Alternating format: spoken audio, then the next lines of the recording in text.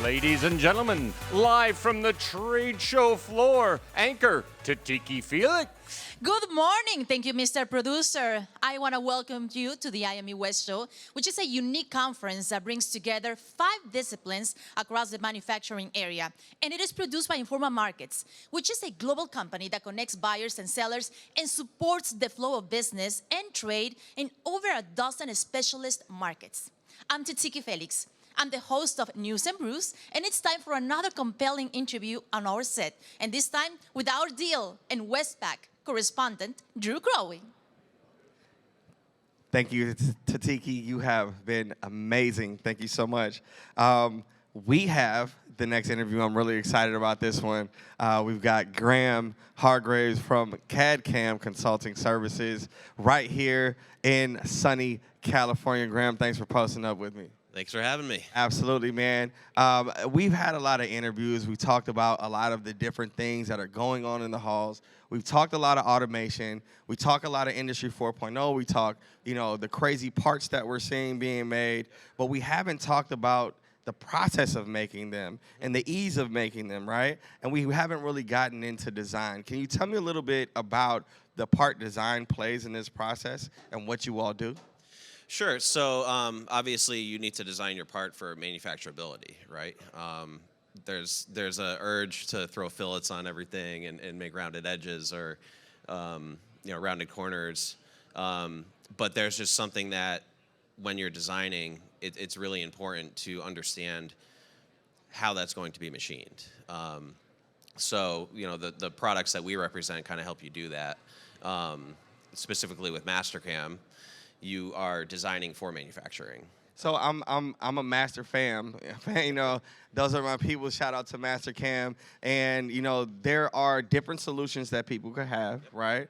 But every solution isn't the solution that's the best solution. And I think that with machining becoming smart and we're going digital, there's a lot of manufacturers that are trying to get into that digital age and do different types of, cutting non-traditionally, like, high efficiency milling and some of these other things that will help them make parts more effectively, help them have better tool life, and help them continue to open up their margins and keep their doors open.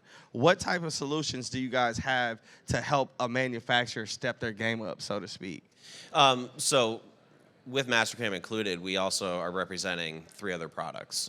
We sell desktop metal 3D printers, Vericut, which is a simulation software, and VeriSurf, which is inspection and CMM. So we kind of look at it like closing a loop and using those 4 products to your advantage. So from art to part, you can design your part, or you can prototype it with 3D printing. And then you could even reverse engineer an old part or something like that with VeriSurf. But then you're obviously bringing it into MasterCam and you're adding the tool paths to it and the cutting strategies. The amount of machine tools and tooling manufacturers and work holding and everything that goes along with that MasterCam interfaces with gives you that availability to know that it's going to cut your part. And then with Vericut, you're going to be able to simulate that part with true G-code simulation, and you're going to be able to know that what you see on that screen is how it's going to act on the machine. Which is very important, right? And having that ability to run this in a digital space before you put it on your machine can save you from crashing, from wasting material, from having to buy new things. So having a wave of going from traditional manufacturing to digital is saving us money, saving us time, helping us test and try new products to get them out quick. But it's doing another thing that I think is great for, workforce. And I'm workforce oriented, right?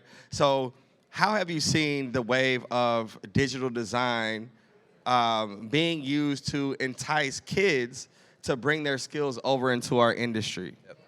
So the one thing I always notice is that it not for every single individual, but for the most part, it tends to click in a kid's head or a young professional's head when they see something that they can relate to. So if you go out and if you're a skateboarder and you go out and you can design your own deck or your trucks or whatever, and then actually see it work and see something that you made be out there in the world, whether you're using it yourself or you're making a product for a company or something along those lines. That I think just showing the future makers of the world what they can do, and that those options are endless. And the tools to be able to do them, right? Yep, I think it's really cool every time I go around the United States and I tour either with high schools or like college students, and they're, on CAD-CAM, like whipping up all type of crazy stuff, right? And they're hitting these CAD-CAM systems in a way that traditionally in the field, it would be somebody that was 10 to 15 years in before they were able to draft and to, cam things out. And it's really exciting to see the new wave of kids that are really adopting this technology and understanding, being a screenager, that they have a lot of these skills already built in, designing in digital spaces, playing video games, working in 3D environments, and being able to manipulate those things. I'm really excited about that. And that also brings me to a fact that there are jobs in our industry that kids don't really necessarily think of or know about. Programming is one of them. Designing is one of them. You don't necessarily have to work in manufacturing and be pressing buttons or working in a machine or in a dirty shop, right? You can do different things. Your career path has been a little bit different, excuse me. Can you tell me about how you got into manufacturing and what you do? Sure. I kind of grew up with manufacturing, and it was kind of always on the side. It's put a roof over my head since I was 7. My father worked at CAD-CAM corporate for 32 years before he retired. So I kind of grew up with that company. And then when I was in high school trying to figure out what I wanted to do, I took a liking to marketing courses.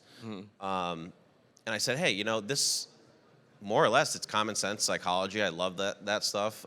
But it allows me to design things, create graphics and stuff like that, and it's something that is going to be out there in the world, and it's also opening the door for people to come into whatever company I'm representing, so I can help sell those products.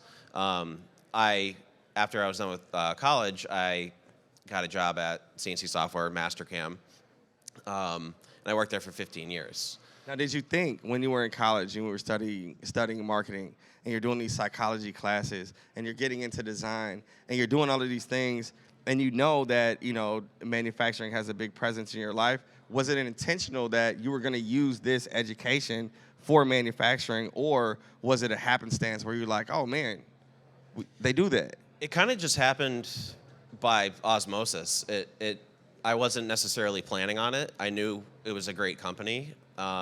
When I was nearing the end of my studies, there was an internship that opened up, more of a part-time job, and I hopped into the marketing department and started doing event planning and things like that, and then I never left. The manufacturing bug, we were talking about that earlier. So there are careers that are here that aren't often showcased, right? And I feel like if we're gonna close the skills gap, instead of looking for machinists, we need to look for kids that have ability and kids that are creative and people that aren't necessarily, they don't have to necessarily be technical. We can take skills that they have, passions that they like, and apply them to our industry in ways that are always evolving, right? Correct. 15 years ago when you started marketing, did you guys have a social media plan, or is that something that, kind of evolved as the market grew and the people grew and dictated where they wanted to see these messages? The digital aspect of just advertising and marketing in general wasn't, it was in its infancy. It wasn't really there. There was no social media at CAD-CAM. Facebook, you had to have an edu email address. This is 2007. So we grew that as we went along, and then we were doing traditional print advertising and things like that, trade shows and events, and then as digital ramped up, you could see that mix, those percentages flip. It used to be 90% print and 10% digital, and then it's now probably the opposite. Yeah. So growing that social media following, having the ability to provide information at people's fingertips is just a whole revolution in the world, and it's exciting. And there's things that are changing every single day, so I get to look at emerging trends in marketing and play around a little bit and have fun. Where do you see manufacturing industry as a whole? I kind of feel like we're behind. I feel like we're a little bit archaic in those terms, right? Which could be a reason that we're not reaching as much people as we would like to. Where do you see places that our industry can do better in terms of social, and how can we put our foot on the gas, so to speak, a little bit more than we have?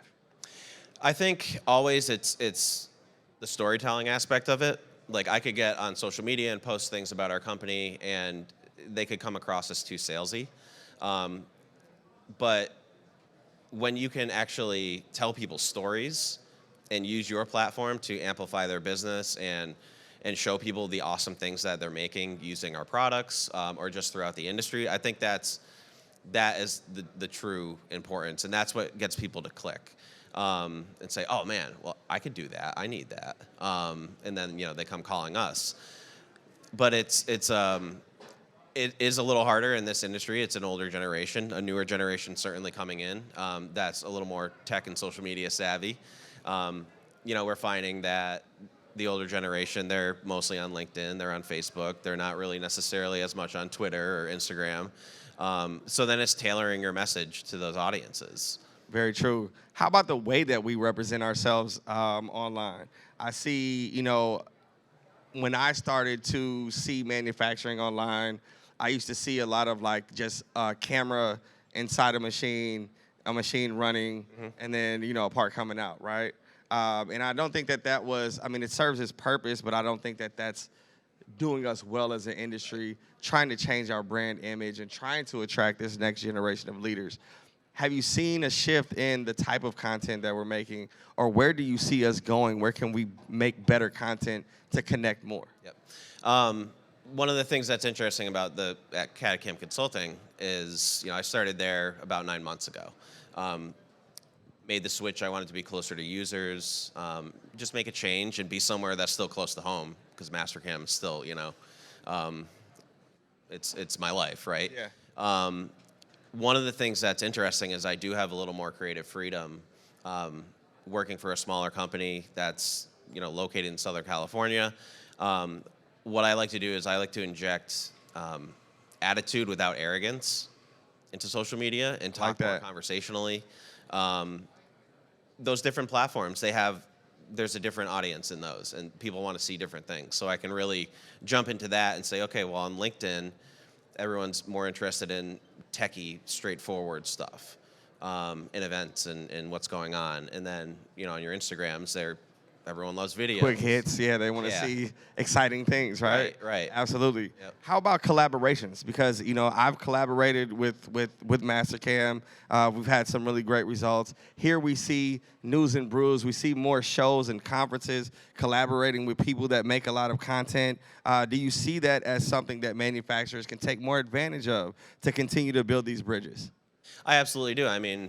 The reason that you're with Cam Instructor, with Mastercam, there's a need there, and when there are people out there that are doing it, from the business side, it helps improve that reach, but there's also a philosophical end to it. You're out there advocating to get people into the industry and to be able to harness that power throughout the industry. Your titans, things like that. You can use those essentially as a tool and have a great partnership. Absolutely, Graham. Well, what's next for CAD-CAM? What's next for CAD-CAM? We were just celebrating our 30th year in business. Right. Thank you. As Mastercam resellers, it's a new generation of employees coming in. We have an owner that is in his 30s, and he took over for his father when he passed away about 4 years ago. I come in, I'm in my 30s. We've hired a few people in their 20s over the past couple of years, and we're looking towards the future of a new generation of just brilliant people, but mixed in with the people that have been in machine shops for the last 50 years, Yes, yes. And it's really, like I said before, it's providing that service and support to close that loop in that digital realm of manufacturing. Showing people what they can do and how they can save money and be more productive is what we're trying to do. Well, Graham, man, thank you for your time today.